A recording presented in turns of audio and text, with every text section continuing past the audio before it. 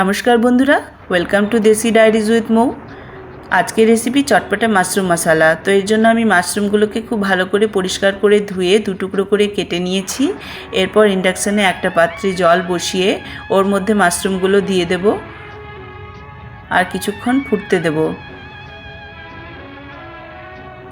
এরপর ফুটে এলে মাশরুমগুলোকে আমি একটা পাত্রে ছেঁকে আর রেখে দেব। এরপর ইন্ডাকশানে কড়াই বসিয়ে তেল দিয়ে ওর মধ্যে তেজপাতা আর গোটা জিরে ফোড়ন দিয়ে দেব।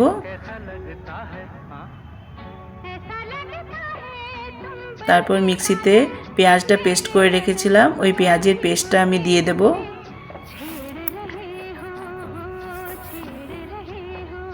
এরপর কিছুক্ষণ ধরে আমি নাড়াচাড়া করব, পেঁয়াজটাকে লাল লাল করে ভেজে নিয়ে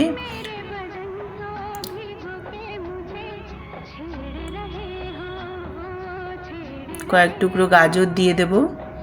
ওর মধ্যে গাজরগুলো খুব ভালো করে ভেজে, পেঁয়াজটাকে ভালো করে ভেজে ওর মধ্যে এবার আদা রসুনের পেস্ট, 1 চামচ হলুদ, ধনে আর জিরের গুঁড়ো দিয়ে সামান্য পরিমাণ জল দিয়ে ওর মধ্যে ভালো করে মশলাটাকে কষিয়ে নেব।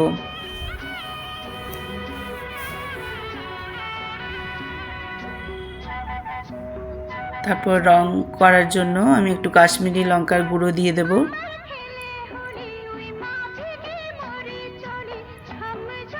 আবারও ভালো করে নাড়িয়ে চাড়িয়ে এবার আমি মাশরুমটাকে ঢেলে দেবো ওর মধ্যে। এবার মাশরুমটা দিয়ে কিছুক্ষণ ভাজতে থাকবো।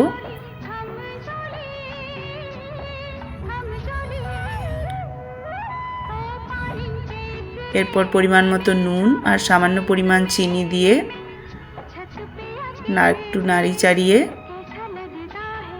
এবার 3 চামচ দই আমি ওর মধ্যে দিয়ে দেব। নাড়ি চাড়িয়ে একটু জল দিয়ে এরপর কিছুক্ষণ আমি ঢাকা দিয়ে রেখে দেব ওটাকে ভালো করে হবার জন্য। কিছুক্ষণ পর ঢাকা খুলে দেখব তেল ছেড়ে এসছে মাশরুমের মধ্যে। এরপর লাস্টে গরম মশলার গুঁড়ো, কয়েকটা চেরা কাঁচা লঙ্কা আর লাস্টে 1 চামচ বাটার দিয়ে নাড়িয়ে চাড়িয়ে তৈরি হয়ে যাবে চটপটা মাশরুম মশলা।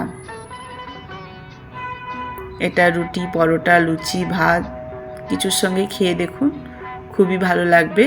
আর রেসিপিটা ভালো লাগলে অবশ্যই কমেন্ট করবেন। আপনারাও ভালো থাকবেন। আজকের মতো টাটা, বাই বাই।